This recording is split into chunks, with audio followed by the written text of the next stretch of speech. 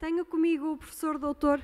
Pedro Lopes Ferreira, peço desculpa, docente da Faculdade de Economia da Universidade de Coimbra e também diretor do Centro de Estudos e Investigação em Saúde, também da Universidade de Coimbra. De forma que vou passar a palavra. Isso está funcionando, está? Está a funcionar. Muito obrigado. Boa tarde. Eu vou começar, só que com cronometrar o tempo, começo por agradecer o convite da organização deste encontro, agradecer as palavras de toda a Joana e cumprimentar todos os presentes. Se não se importasse, eu ficava sentado. Portanto, continuava sentado, até para não ser o único que fica de pé, portanto, fico assim sentado, que me dá muito mais jeito. Bem, nesta minha apresentação, vou começar por me debruçar sobre a relevância e o enquadramento da satisfação. Começarei por enquadrar a satisfação, quer em termos de exigências das sociedades atuais, de direitos dos cidadãos, o seu envolvimento no sistema de saúde, quer como uma forma de avaliar o desempenho das organizações de saúde, quer mesmo como um meio de prestação de contas e transparência.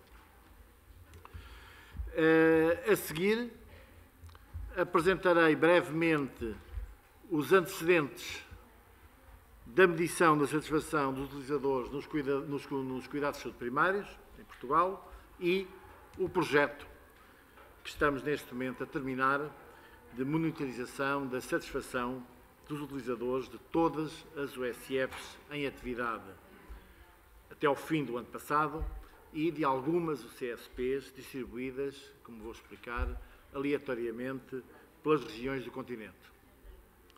É pena não ter hoje já resultados finais. Seria muito interessante, tentei fazer tudo por tudo para que hoje já tivéssemos resultados e que fossem apresentados aqui neste encontro. De qualquer modo, 3 semanas, em menos de um mês, 3 semanas, estarão completamente disponíveis esses resultados. Comecemos pelo enquadramento.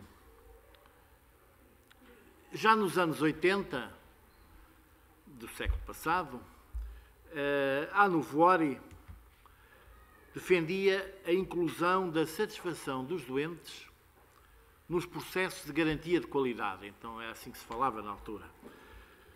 Que os doentes eram perfeitamente capazes de avaliar a qualidade dos cuidados e que esta avaliação podia ser medida. Para quem conhece e acompanhou desde o início a evolução da avaliação da satisfação em saúde e não apenas a sua recente importação, direi, pelos marketings de serviços, o nome deste período da OMS é bem conhecido. Hoje em dia, a satisfação dos doentes já é considerada uma componente indispensável para a avaliação da qualidade dos cuidados e há evidência da sua correlação com os próprios resultados em saúde. Por outro lado, qualquer organização está inserida num ambiente com o qual interage permanentemente, promovendo constantes trocas de bens e serviços. Nos serviços de utilidade pública, tais como instituições sociais, saúde e educação, este intercâmbio deve ainda ser mais acentuado em consequência da forte pressão e da crescente procura de participação por parte da sociedade civil. A urgência em redesenhar os modelos organizacionais vigentes dentro do setor da saúde, com o propósito de melhorar a interação com os seus beneficiários, tem caracterizado o debate político a nível internacional, pelo menos nos últimos 30 anos. Assim, tem-se reconhecido a importância de envolver todos os atores do sistema de saúde e, ao mesmo tempo, valorizar-se a voz e a opinião dos utilizadores como uma dimensão relevante no processo de coprodução da saúde. E em saúde, estes stakeholders apresentam um grande leque de objetivos alguns deles mesmo em conflito, incluindo o acesso, a rentabilidade, a alta qualidade, a contenção dos custos, a segurança, a comodidade, a centralidade no doente e a satisfação. Ao apresentar o enquadramento conceptual da análise do sistema de saúde, do sistema de saúde português, já em 2001, o Observatório Português dos Sistemas de Saúde destacava o papel dos cidadãos enquanto contribuintes e utilizadores e enfatizava a necessidade de se alterar consideravelmente a sua relação com o sistema de saúde. Lembrava então alguns direitos que, a serem exercidos, permitem situar o cidadão no centro do sistema. Entre eles, importa mencionar o direito à informação, encarada como um instrumento de democratização do sistema de saúde, a par com o financiamento, a organização e a gestão dos serviços de saúde. Esta necessidade de informação passa também pelo conceito de transparência, um dos critérios mínimos de boa governação de qualquer sistema de saúde, e pelo conceito de participação, que engloba, por outro lado, a possibilidade de reclamação, o direito de ser ouvido face à opinião que tem sobre o sistema de saúde ou o impacto da sua experiência com esse sistema. Passa também pela capacidade de ser envolvido nas tomadas de decisão, a vários níveis do sistema, desde o nível da prestação direta de cuidados, ao planeamento, da definição de prioridades e decisão política. Conceptualmente, há de facto diversas formas de envolver os cidadãos no sistema de saúde. Mais concretamente, a comunicação, a consulta e a participação. A comunicação é um fluxo informativo unidirecional, isto é, das instituições e serviços de saúde para os cidadãos, geralmente previsto, não estando normalmente ou geralmente previsto nenhum tipo de envolvimento dos beneficiários do serviço. A consulta pública, por outro lado, representa uma iniciativa de envolvimento onde os responsáveis pelos serviços de saúde organizam atividades de escuta e consulta de forma a poderem recolher as opiniões e as preferências dos utilizadores e cidadãos. É aqui que se enquadra os inquéritos de satisfação.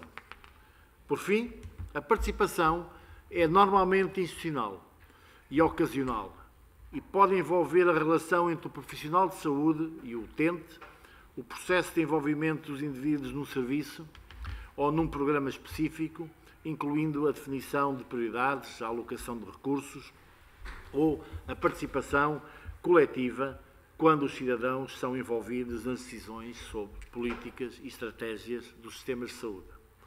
São assim estas as três formas de envolvimento dos cidadãos no sistema de saúde.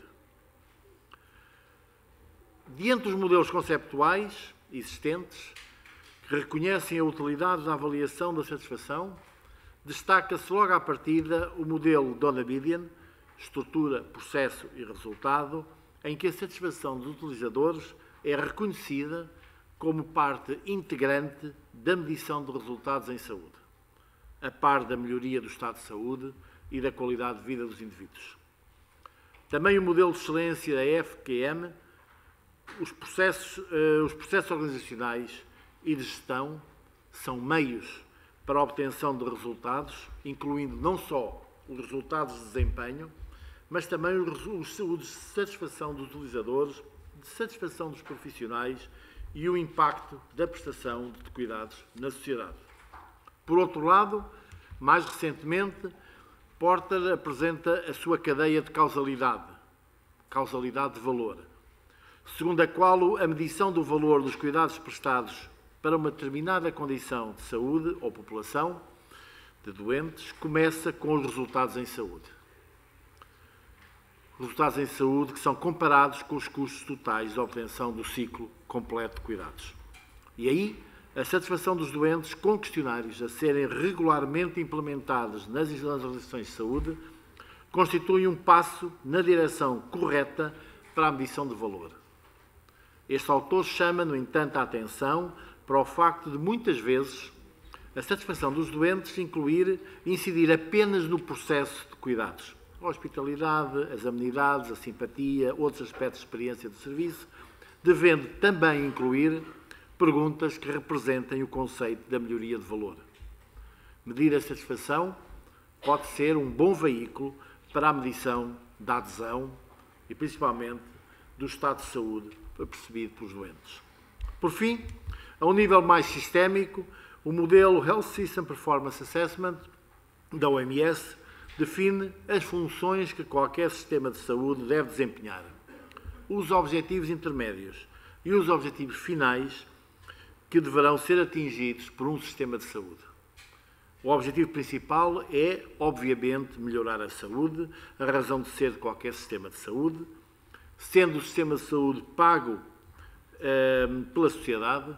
Um outro objetivo é financeiro, isto é, a justiça na contribuição financeira. O terceiro objetivo é um objetivo social, que mede a resposta dos sistemas às legítimas expectativas dos cidadãos, e é aqui que, mais uma vez, enquadramos a satisfação dos doentes. Todo este processo começou em Portugal há mais de 20 anos. Mais concretamente, em 94, quando um grupo de investigadores europeus, liderados por Richard Groll, do Centro para a Investigação para a Qualidade dos Cuidados, da Faculdade de Ciências Médicas da Universidade de Nijmegen, se candidatou a verbas europeias, ainda no programa Biomed, com o objetivo de criar um instrumento de medição para medir a satisfação dos utilizadores dos cuidados de saúde primários na Europa. Foram 8 os países que iniciaram juntos esta caminhada: a Alemanha, Dinamarca, Holanda, Israel, Noruega, nós, o Reino Unido e Suécia. Terminado este projeto, em 99, o questionário Europep estava completamente validado em 15 línguas faladas na Europa e em Israel também. Portanto, em hebreu e árabe. Seguidamente, em 2000, fez-se a primeira aplicação aos utilizadores de todos os 86 centros de saúde em Lisboa e Val do Tejo. Foram recebidas 3.969 respostas, correspondendo a 40,5% de taxa de resposta. Depois, no ano seguinte, expandimos o estudo aos utilizadores de 194 centros de saúde, 54% do universo, portanto, pouco mais do que metade dos centros de saúde que, entretanto, existiam, num total de 4.714 respostas. Nesta altura, o convite foi feito aos coordenadores das sub-regiões de saúde, que, por sua vez, fizeram aos responsáveis pelos centros de saúde, e o erro da amostragem do nosso estudo foi de cerca de 1,4%. Abalançámos, então, a todos os 365 centros de saúde existentes, mais uma vez enquadrados num projeto do IQS e subsidiado pelo Saúde 21. Obtivemos 11.166 respostas representativas por género, grupo etário e sub-região de saúde. Quando surgiram as primeiras USFs, decidimos fazer nova avaliação da satisfação dos utilizadores, imediatamente apoiados pela missão dos cuidados de saúde primários. Tratou-se de um censo de um dia, realizado em fevereiro de 2009, aos utilizadores das 146 USFs constituídas até dezembro de 2008. Recebemos 12.713 respostas, correspondentes a uma taxa final de respostas de 75,8% e um erro máximo de 0,4%. Entretanto, pouco tempo antes do fim da legislatura anterior, tivemos uma falsa partida, resultante de um projeto então aprovado pelo Secretário de Estado da Saúde, mas que nunca teve luz verde para avançar. Por fim, no final de 2012, fomos abordados pela ACSS para realizar este estudo. Passarei, portanto, a apresentar o estudo e alguns aspectos, obviamente, na parte metodológica e de concepção do estudo. Em julho de 2013, concorremos a um caderno de encargos para realizar este estudo. A adjudicação foi feita em outubro de 2013. No início de 2014, iniciámos a preparação do estudo. Percorremos então meses de fevereiro a julho, em que nos debatemos com a informação existente nas bases de dados da ACSS, e o nosso objetivo era, então, ter uma ideia, saber quantas USFs estavam em funcionamento e a sua dimensão medida em números, no número de médicos de família. Após as férias grandes, reunimos-nos com os conselhos diretivos das 5 ARS para obter dados em falta, que não tínhamos conseguido obter anteriormente, e estabelecermos os procedimentos, e acordarmos os procedimentos a seguir. Estipulou-se então a aplicação dos questionários para a semana de 12 a 16 de janeiro deste ano, e que esta aplicação ficaria a cargo dos gabinetes dos cidadãos, dos ACES. Assim, em dezembro, em cada região, reunimos-nos com os diretores executivos, os gabinetes de cidadão, os conselhos da comunidade e com os responsáveis pelas RS, com o objetivo de limar arestas finas e estabelecer algumas e esclarecer, algumas dúvidas que, entretanto, pudessem ter surgido. Fizemos também uma página na internet, especialmente desenhada para este estudo, e elaborámos uma nota metodológica para esclarecer aspectos metodológicos, claro, mais importantes, e a página, nesta página, utilizámos esta página, não a parte que se vê, mas a seguinte, utilizámos esta página para ir explicando às pessoas, para ir informando as pessoas o ponto de situação do projeto à medida que ele ia sendo desenvolvido. O objetivo geral deste estudo foi, então, a monitorização da satisfação dos utilizadores com os cuidados prestados nas USFs e, em algumas, os CSPs, aleatoriamente selecionadas.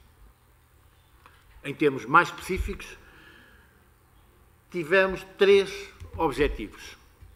Primeiro, medir a satisfação dos utilizadores das USFs.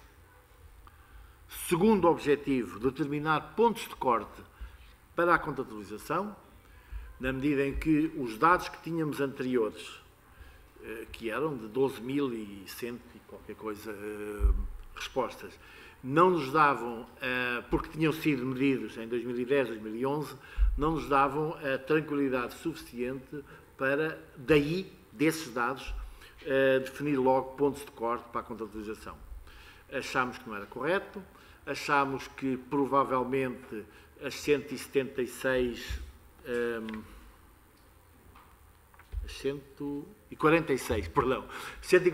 USFs, porque eram as primeiras, provavelmente não representavam ou não representariam fielmente as atuais.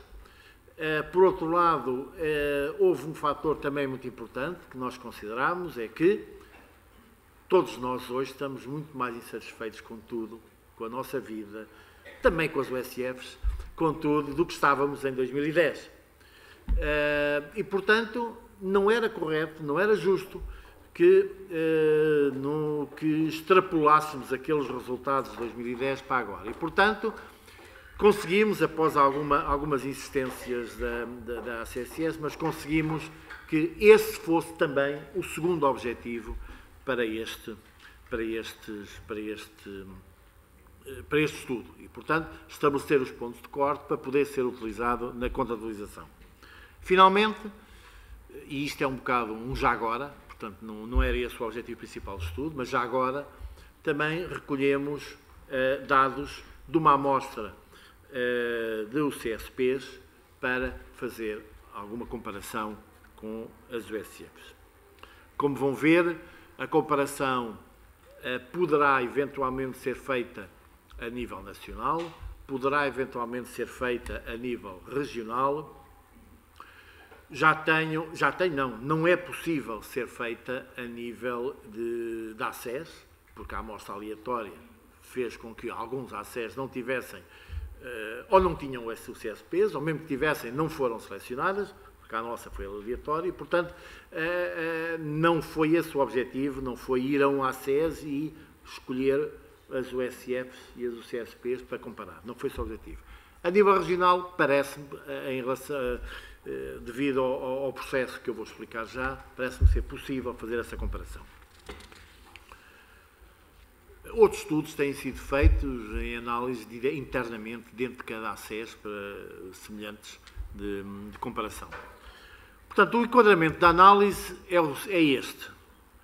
Partimos dos determinantes da satisfação, isto é, os dados sociodemográficos e a experiência com a utilização, com aquela unidade, e medimos a satisfação dos utilizadores, com base em 4 dimensões: serviços médicos, serviços não médicos, organização dos serviços e qualidade das instalações. Isto pode ser já um primeiro resultado, e este é o primeiro resultado deste estudo. Porque estas dimensões, ao contrário de versões anteriores do estudo, em que nós fizemos, as primeiras versões, em que nós fizemos, utilizámos o resultado que tinha saído do projeto Europep, e, portanto, foram definidas áreas, e dentro das áreas foram definidas perguntas, e as perguntas respondiam à satisfação dessas áreas. Aqui, já no projeto anterior das USFs, mas agora também, o que fizemos foi a obtenção das dimensões de análise com base nos dados. E, portanto, aquilo é que às vezes se chama o data-driven, portanto, foi dos dados que nós obtivemos as dimensões e que, utilizando técnicas estatísticas, mas que, felizmente, se encaixaram perfeitamente nos modelos conceptuais que existiam. Mas, de qualquer modo, as quatro áreas são as 4 áreas de análise que nós iremos utilizar. Essa satisfação dos utilizadores produz opiniões, produz atitudes, que também medimos, e, por fim, incluímos na análise também as características das próprias unidades e, portanto, que qual é o modelo, se é o SF, se é o CSP, se é a ACB, há quanto tempo é que está em função e qual é a dimensão. Já vou falar um pouco mais dessa dimensão daqui a pouco. O modelo conceptual, portanto, vendo agora numa análise mais estreita, é este.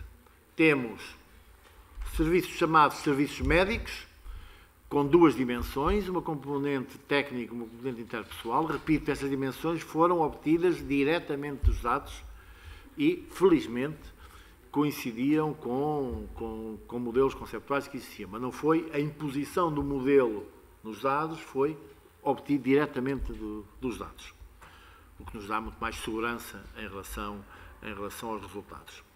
Os chamados serviços não médicos, onde estão os serviços de enfermagem e os serviços do secretariado clínico. Depois, a organização dos serviços, que apanha áreas de serviços prestados, características e acessibilidade. E, finalmente, a qualidade das instalações. Portanto, estes 4, que se dividem depois em 4 e depois os 3 primeiros em mais 6 dimensões, são as dimensões que serão as dimensões de análise dos resultados finais do estudo. Até 31 de dezembro de 2014, havia no continente 394 USFs e 377 CSPs distribuídas regionalmente desta maneira. Para podermos comparar, para poder estabelecer comparações entre os CSPs e os USFs, tivemos de comparar coisas que pudessem ser comparadas. Isto é, tivemos que selecionar as USFs, ficaram todas, obviamente, mas tivemos que selecionar das UCSPs, para este estudo, apenas aquelas que satisfizessem determinados critérios. E os critérios que nós definimos e decidimos para selecionar as UCSPs foram terem pelo menos 3 médicos de família e que tivessem pelo menos no máximo 20% de utentes sem médico de família. Só assim é que podemos comparar coisas. E, portanto, o número das UCSPs baixou então para 166. E, portanto, temos resultados das várias regiões, em que 61% da região norte foram, digamos, aproveitadas para este estudo, 84% da região centro, 12% apenas da região Lisboa, 56% da região Alentejo e 12% também da região do Algarve. Portanto, são este número, azul, são aquelas UCSPs que tinham pelo menos 3 médicos de família e no máximo 20% de utentes sem médico de família, para poder comparar. Assim, das 377 UCSPs iniciais, passámos a ter 166, segundo este critério de inclusão. Aqui, então, procedemos a uma amostra aleatória e fomos escolher 51 UCSPs correspondentes a 30% do total das UCSPs. Essas 51 UCSPs foram, então, distribuídas de acordo com o peso que todas as 377 UCSPs tinham em cada região. Isto é, coube ao norte 41%, deixe-me aqui ver os números, portanto, o norte 41% era a distribuição das UCSPs e, portanto, isto fez com que fossem só selecionadas 21 UCSPs, no centro 6, em Lisboa e Valtejo 15, no Alentejo 6 e no Algarve 2. O resultado final foi, portanto, este. Ou seja, repito, as USFs foram todas e das UCSPs foi escolhida uma amostra de 51 distribuídas desta maneira.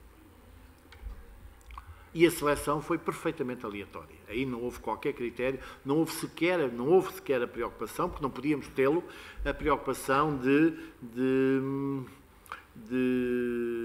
ter uma, pelo menos, por cada ACES. Porque havia, obviamente, dado o número pequeno em algumas regiões, havia situações em que não era possível mesmo ter uma por cada ACES.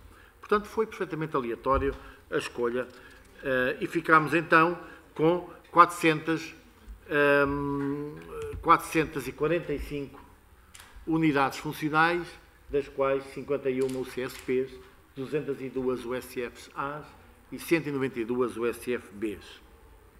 Mais tarde, já depois do processo ter iniciado, mais tarde uma USF encerrou as suas atividades e, portanto, passámos a ter, uma USF-A, passámos a ter 444, que é o resultado final deste estudo.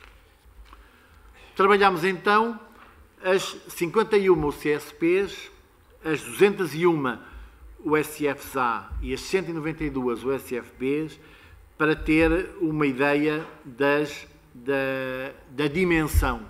E, portanto, fomos classificar estas 445 USFs e unidades funcionais, USFs e UCSPs, em 4 categorias.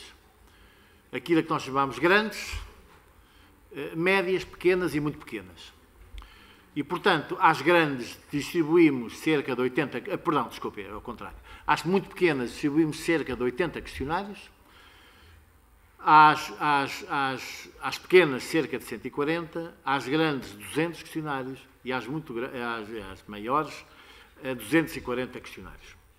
Isto é a proporção do número de médicos de família, portanto, usamos cerca de 20 questionários por médico de família e, portanto, como os dados foram baseados em médicos de família, dão-nos uma ideia da dimensão das unidades funcionais. No total foram distribuídos 58.840 questionários desta maneira. Portanto, de acordo com estas contas que eu acabei de referir, de acordo com a dimensão de cada uma das unidades funcionais. Os questionários começaram logo a ser recebidos, portanto, isto foi definido repito, a data de 12 a 16, a semana de 12 a 16 de janeiro, para se fazer o estudo. Logo nesta semana começámos a receber respostas. Mas a recepção das respostas só terminou na semana de 13 a 17 de abril. Portanto, tivemos quase todas, como veem, se não me engano, 94,5 ou 95,5, quase todas até 6 de fevereiro, e depois, só no fim, tivemos aqui neste período todo sem receber nada, e no fim recebemos o último acesso, que demorou, portanto, muito mais tempo a enviar. É evidente que, entretanto, foram sendo processados e a leitura ótica dos vários questionários. As taxas de resposta que obtivemos foram muito boas. Obtivemos um total de 49.593 respostas, correspondendo a uma taxa de resposta de 88,4%. É muito provável, eu já tive dados hoje de manhã, mas no fim de semana terei os finais, é muito provável que esta taxa de resposta ainda suba um bocadinho. Porque o que é que aconteceu? E eu quero explicar isso. Aconteceu que alguns questionários, ou alguns ACES, não entregaram todos os questionários aos doentes. E, portanto, nem nos devolveram os brancos. Portanto, aqueles que nos devolveram os brancos, a gente sabe. E agora estamos a contactar os vários ACES, aqueles em que não temos 100% de resposta. Estamos a contactar cada um dos ACES, cada um dos gabinetes de cidadão dos ACES, para saber o que é que aconteceu. Estamos a receber respostas que foram todos distribuídos, portanto, quer dizer, foram os utentes que não entregaram, tudo bem, a taxa de resposta é isso, mas também estamos a receber dados em que, não, houve aqui um maço que não foi entregue, portanto, estamos a ajustar ainda provavelmente até meados da semana que vem, ajustaremos a taxa de resposta. Portanto, se na página da internet, virem números que são ligeiramente melhores, serão melhores, ligeiramente diferentes do que esses que eu estou aqui a apresentar, a razão é precisamente essa, é porque ainda estamos a ter a certeza que todos os questionários foram entregues aos doentes. Na situação que aconteceu já aqui, agora, na situação em que os questionários não foram entregues, mas por uma ordem que andou por aí, que nós não tivemos qualquer controle, nem menos responsabilidade, em que foi dito às ACES, os que não entregarem destruam-nos, não sei de onde é que veio essa ordem, portanto, não foi minha, não foi ideia minha, alguns a gente nem saberá quantos é que não foram entregues. Portanto, nesse caso, a gente usa, já como fizemos no outro estudo, uma atitude mais conservadora e partimos da hipótese que foram todos entregues. Portanto, a realidade poderá ser, mesmo agora depois de ser alterada, a realidade poderá ser um bocadinho melhor em termos de taxa de resposta, mas nós nunca saberemos isso. De qualquer modo, foi uma taxa de resposta muito boa e, à laia de brincadeira, valores muito comparáveis aos obtidos nas primeiras eleições democráticas em Portugal. Não foi isso que aconteceu nas USFs, hein? Mas a percentagem é muito próxima dos resultados que nós nunca mais tivemos, não é, em Portugal, dos resultados que nós obtivemos nesta altura, em 25 de abril de 75, para a Assembleia da República. Bem,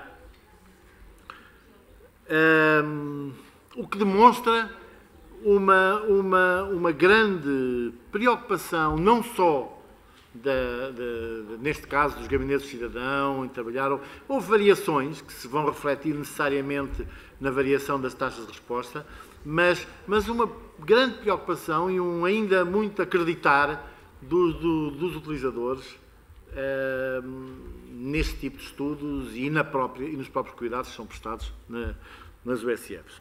Presentemente, estamos a verificar, como disse, toda a base de dados está em condições de ser utilizada estatisticamente, estamos a verificar tudo.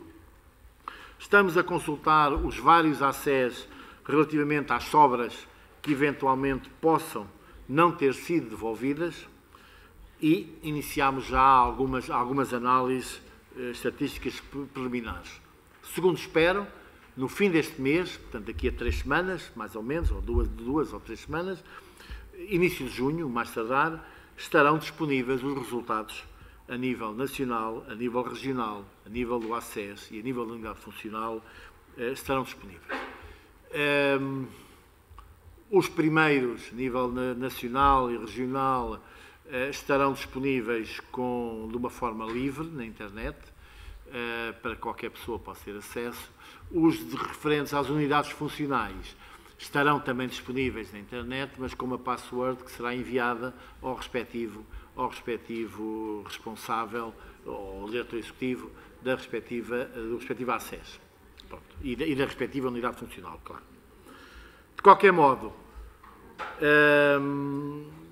esta divulgação, a divulgação final será feita, será apresentada, colocada na página após ter finalizado o relatório que estamos a fazer para a CSS. Há um aspecto aqui que não fica para já pronto, que é a análise qualitativa dos comentários. Há muitos comentários.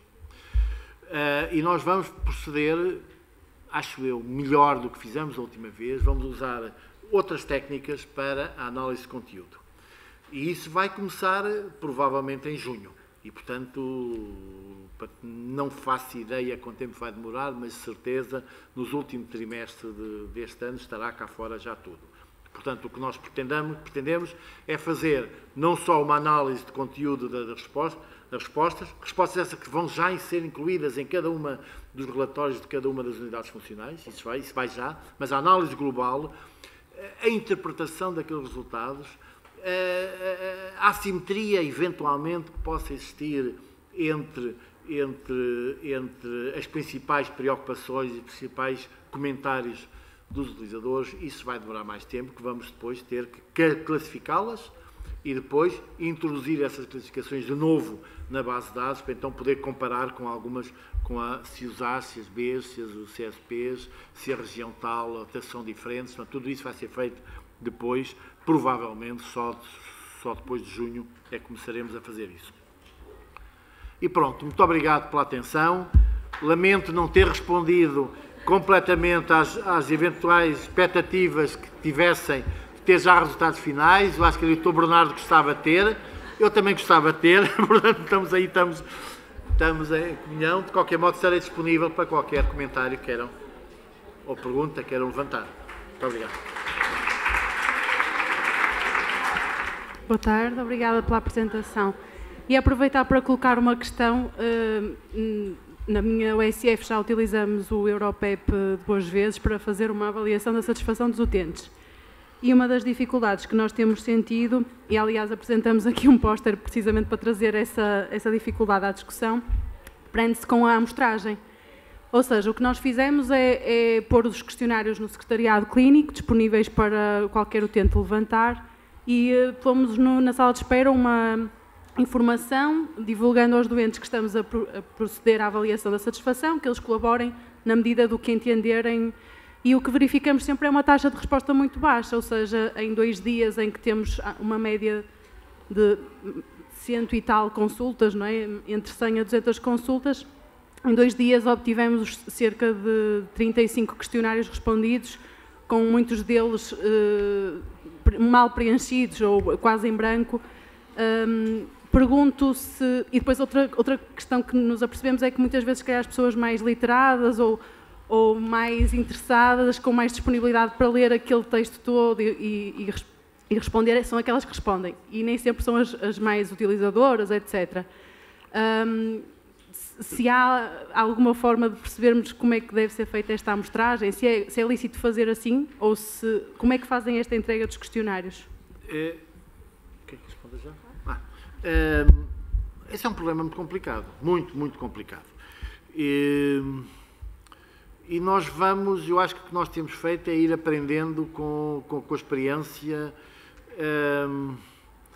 Num daqueles primeiros questionários, dos primeiros estudos que eu apresentei, foram os próprios médicos de família a entregar o questionário. Achamos que aquilo poderia ter enviesado, de certo modo, as respostas. Entretanto, no último estudo e neste, o que fizemos foi tentar entregar, os questionários fossem entregues por pessoas alheias alheias à unidade. O ano passado houve mesmo o SF, na altura foi só concentrado, agora é que foi concentrado, a unidade foi o ACES, mas na altura foram as USFs, houve USFs que recorreram a miúdos da escola, estudantes da escola, portanto, gente que não era, primeiro, que não estava de bata branca, já agora, e, portanto, que estava perfeitamente fora da unidade. Depois é dito, nós este ano também, eu por acaso não disse, mas este ano fizemos também um cartaz, que as pessoas saberão, fizemos então um cartaz também para dar a ideia de quem é que estava a tratar isso, e quem estava a tratar, ou seja, as pessoas não respondem para esses profissionais.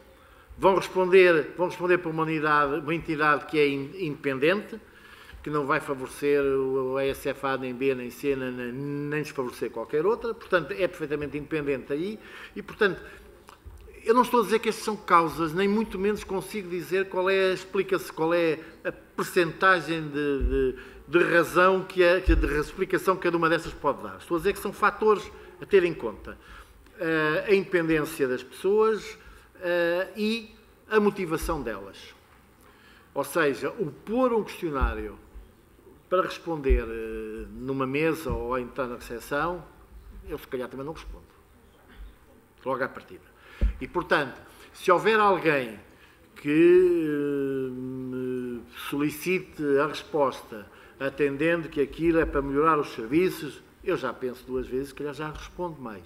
Se essa pessoa, se eu não identificar aquela pessoa como sendo alguém daquela USF, por exemplo, eu acho que estou um bocadinho mais à vontade.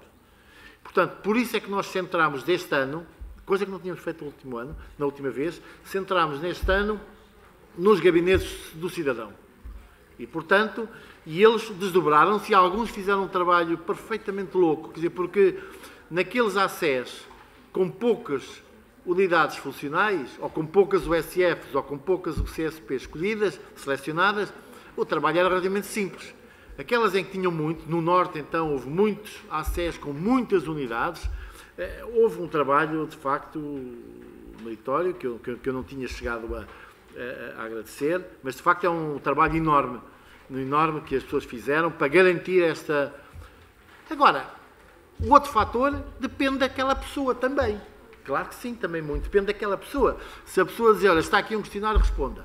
É uma coisa, se for simpática, se suscitar a resposta, se disser qual é a razão do questionário, provavelmente terá mais respostas.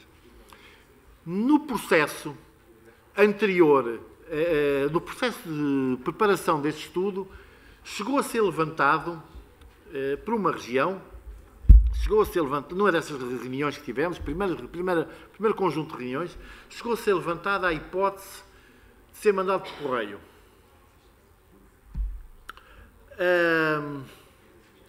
Nós aí pensámos um bocado, mas depois recusámos completamente essa solução.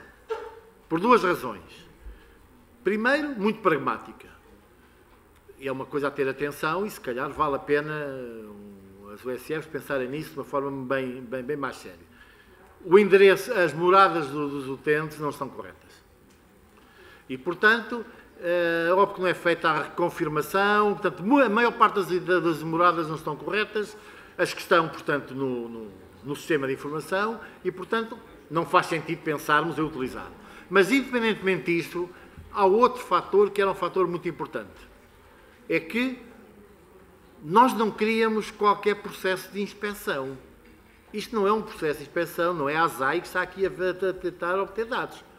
Isto é um processo que faz parte, que tem de fazer parte dos objetivos e da missão do próprio ACES, para não dizer dos outros também, portanto, da ARS e do próprio Ministério. Tem que ser do ACES. Portanto, o ACES tem de estar, ou o SF, tem de estar muito envolvido. Tem de estar envolvido, tem de estar comprometido com o processo. E, portanto, isso afastou-nos completamente, fez com que completamente nos afastássemos a ideia de utilizar o correio para isso. E, ao mesmo tempo, reforçássemos reuniões largas largas em que tivemos com muita gente, em que tivemos os diretores executivos, tivemos membros do Gabinete do Cidadão, alguns do Gabinete da Comunidade, e, portanto, para os envolver mesmo neste processo. Eu acho que aqui por um lado, nós queremos que haja uma imagem de independência perante os utilizadores, por outro lado, queremos que as pessoas que estão no processo não fiquem alheias a esse processo. E, portanto, eu acho que a combinação que nós optámos foi esta. Não sei se foi por isso que tivemos aqueles valores tão altos, se não. A gente nunca sabe essas coisas. A gente faz tudo por tudo para evitar os enviesamentos, para evitar os problemas de falta de taxa de resposta, e depois faz uma data de iniciativas. Algumas terão tido mais peso do que outras, mas de facto, eu acho que o ser independente, a independência da pessoa, acho que é importante aqui ter em conta. Tem também. Boa tarde. Duas questões. Primeiro, se relativamente à satisfação dos utilizadores associada ao processo de contratualização, se foram avaliar as experiências noutros países e situações de desvios que tenham sido verificadas, por exemplo, uma situação nos Estados Unidos em que a remuneração do médico está associada aos questionários de satisfação dos utentes e que levou a um aumento de pedido de exames desnecessários ou prescrição de medicamentos desnecessários para aumentar a satisfação dos utentes. O que leva à segunda questão.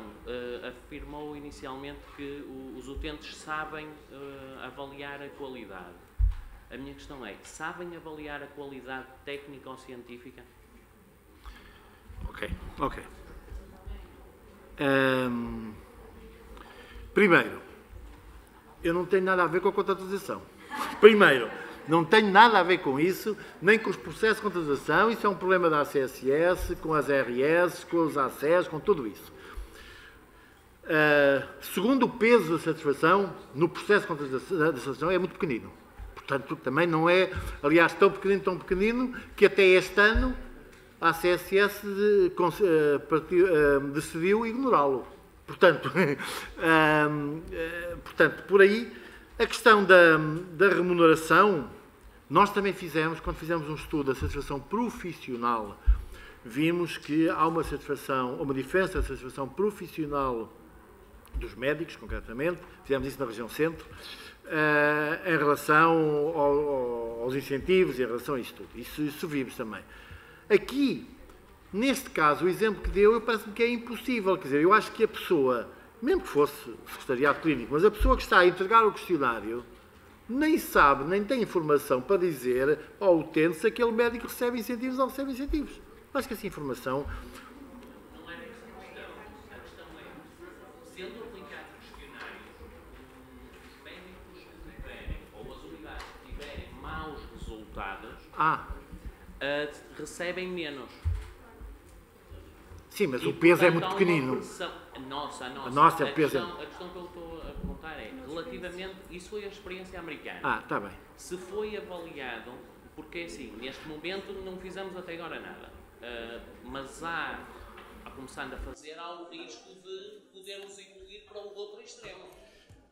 Pois, eu acho que a experiência americana, nos Estados Unidos, há um... Não sei se posso dizer isso, mas há uma espécie de hipocrisia em relação a muitos termos. E o doente é soberano nisto, naquilo e naquilo, tem mais isto, e portanto é muito importante dar este peso da satisfação. É evidente que se nós virmos com mais atenção as coisas, o doente pode escolher, pode fazer isso, se tiver dinheiro, claro, mas pode escolher e pode tomar.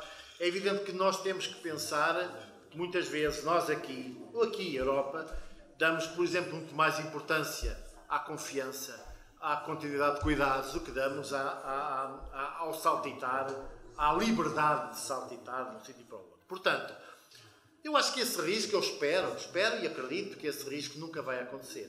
Eu não sei se o peso da satisfação na contratação, que é pequenino, se podia ser maior, se podia ser mais pequeno, ele já é muito pequeno, de facto.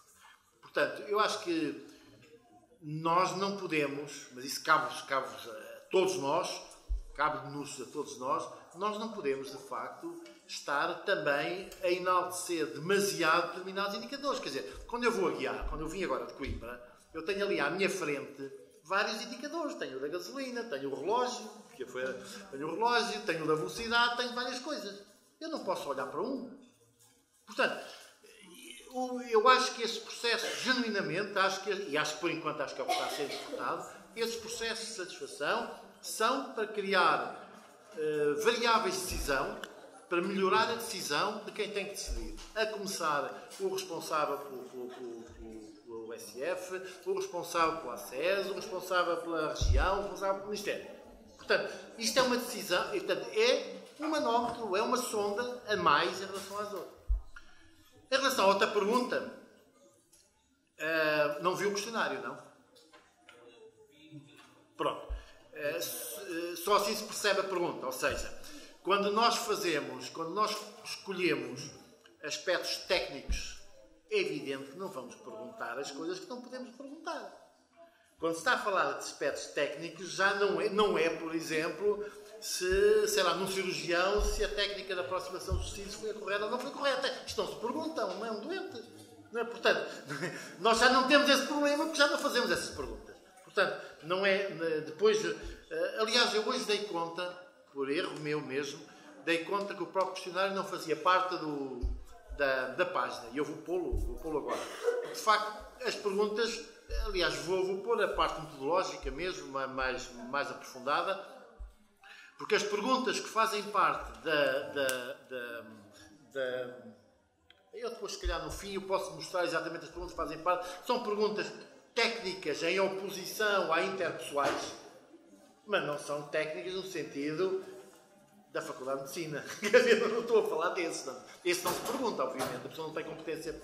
A gente, ao considerar o doente, ao considerar o utilizador dos cuidados de saúde como um perito, é perito em algumas áreas, como qualquer um de nós é perito numas e não nas outras. Portanto, seria pateta da nossa parte estar a fazer essas perguntas que não tivessem nada a ver com a perícia que aquela pessoa tem para responder.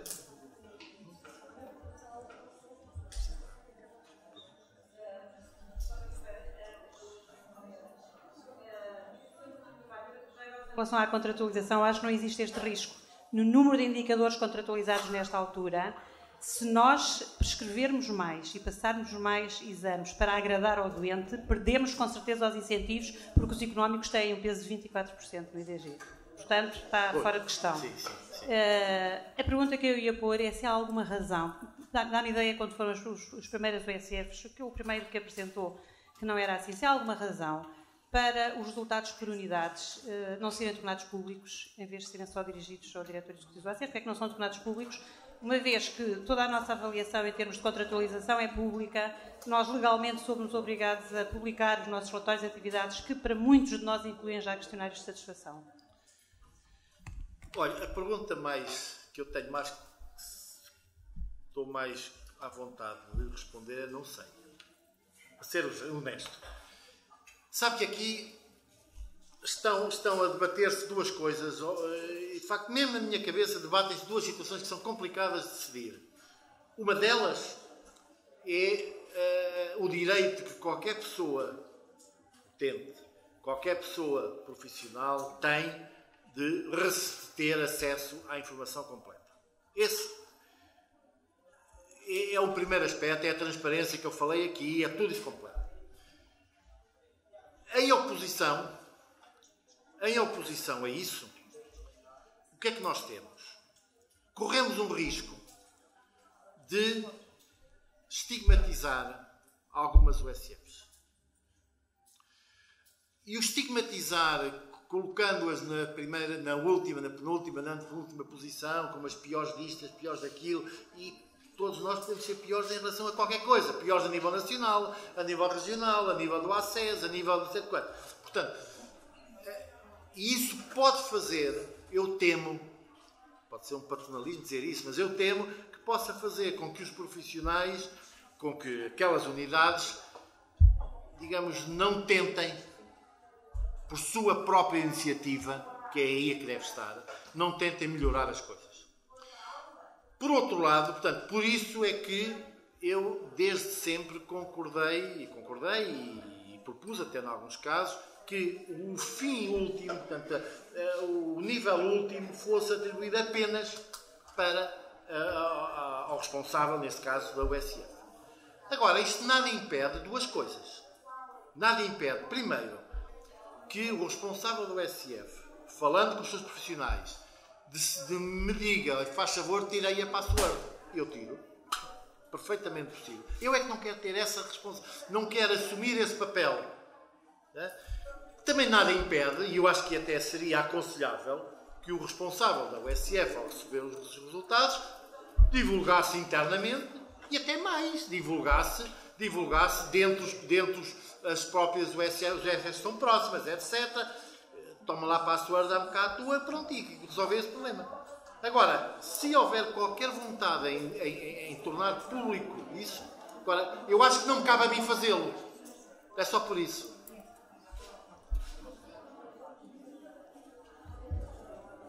Embora concorde que a publicitação mais transparente é a melhor. Eu acho que corremos um risco de matar a galinha antes dela de dar os ovos. Quer dizer, portanto, de destruir coisas que podem, por razões várias, até por falta, até por saída de profissionais, por razões válidas, que são, digamos assim, alheias aos restantes profissionais e até aos utentes. Portanto, a saída de profissionais, a não substituição de profissionais, pode fazer com que o USF pontualmente agora esteja num valor muito baixo. Se isto for comparado com qualquer outro, comparado na comunicação social, porque os dados ficam disponíveis, com qualquer outra USF que não tenha esses problemas, nós podemos ter aqui uma rejeição, digamos assim, que era injusta também. É por isso só. Queria agradecer a todos a presença e a hora de começar. Obrigado.